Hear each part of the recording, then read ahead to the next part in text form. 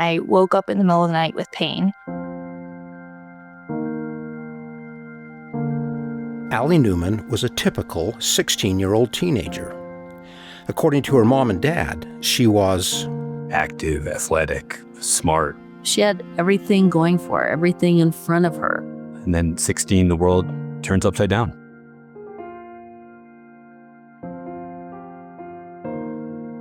Imagine the anxiety that comes when doctors say something isn't right. But that unknown continues until the test results come back. I was sitting in bed on a Thursday night doing my AP calculus homework, just like any other normal teenager, and we got the call that it was cancer. It was cancer. Osteosarcoma is not a word that should be in a high schooler's vocabulary. But Allie and her parents soon became experts, not only in its definition, but learning what it does to a teenager's bones. Within 10 hours of being told she had cancer, Allie's life completely changed. She was told what she could and couldn't eat, in what activities she could participate, and when she had to be at the hospital. It was emotional, but you don't have time to dwell on it. I mean, you truly are fighting for survival, that it's not something that I could waste my energy thinking about. Unlike most sporting contests, when fighting for life, there are no timeouts. It was a full 12 months, very intense, harsh chemo. But that wasn't all she faced. In the midst of chemo, she endured major operations, one after another.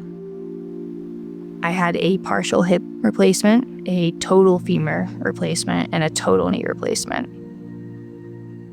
As this unexpected and unwanted journey was thrust upon Allie, she lost her hair. She lost her appetite. But in losing her normal life, she found something within. She found her superpower.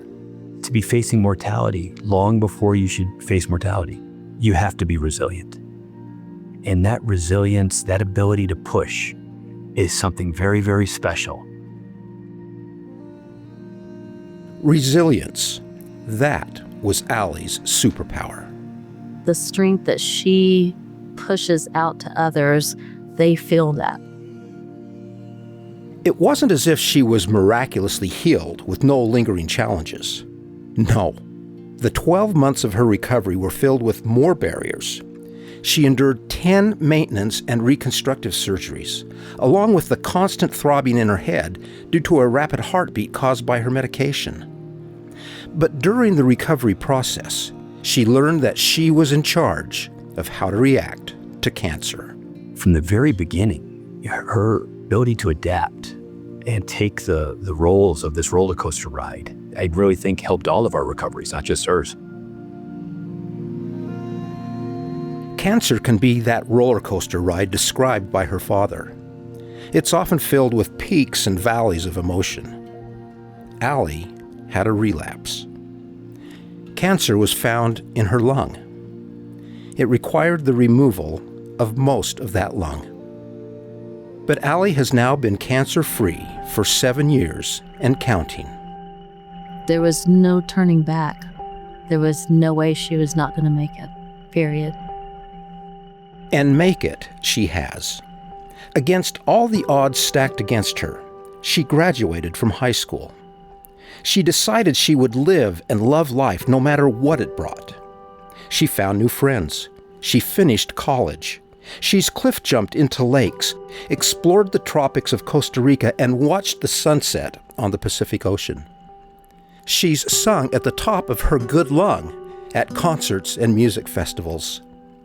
She's done things that were never on her bucket list or even seemed possible a decade ago.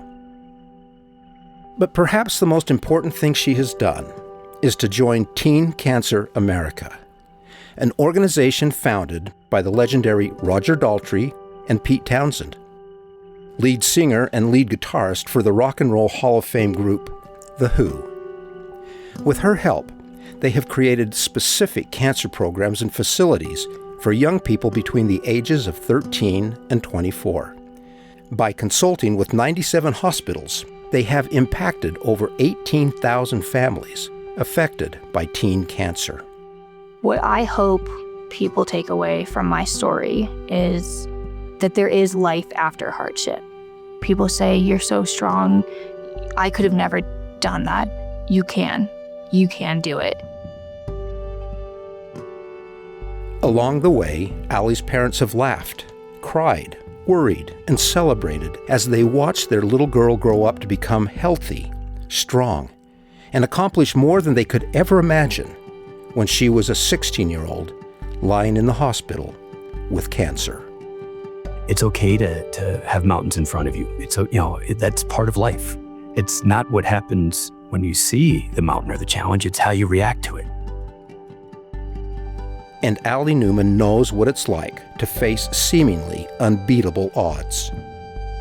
But because she's stood up to those challenges, she knows what it takes to be the conqueror. No matter what it is, where you don't feel like you're going to get through it, resilience means that you are. Resilience. Pass It On from passiton.com. If you enjoyed this bite-sized podcast, subscribe and pass it on to a friend. Passiton.com, the podcast, is available wherever you listen to podcasts.